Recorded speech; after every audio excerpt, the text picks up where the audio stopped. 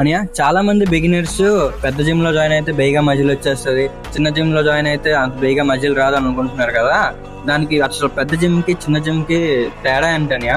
మంచి క్వశ్చన్ అడిగాను నాన్న. యాక్చువల్ గా పెద్ద జిమ్ కి చిన్న జిమ్ కి తేడా ఏంటంటే, ఫస్ట్ బిగినర్స్ కి వెళ్ళగానే పెద్ద ప్లేస్ ఉందా, ఎక్విప్మెంట్ ఎక్కువ ఉన్నాయా అనే చూస్తున్నారు. కానీ ట్రైనర్ ఉన్నాడా లేదా, ట్రైనర్ మనం గైడ్ చేయగలడా లేదా, దానివల్ల మన మజిల్ బిల్డ్ అవుతుందా లేదా, ఇది చూడండి ఫస్ట్ ఆఫ్ ఆల్. అంతేగాని ఎన్ని ఎక్విప్మెంట్ ఉన్నా మనం చేయగలగాలి కదా, ఏ వెయిట్ అయినా మనమే చేయాలి కదా. ఎక్విప్మెంట్ మనం చేయలేం కదా.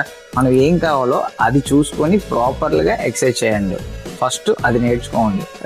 రెండోది డైట్ ప్రాపర్గా మెయింటైన్ చేస్తే బాడీ అనేది ఈజీగా గ్రోత్ అవుతుంది. మన అన్నయ్య గారికి అయితే 16 to 17 years of body building లో ఎక్స్పీరియన్స్ అయితే ఉంది.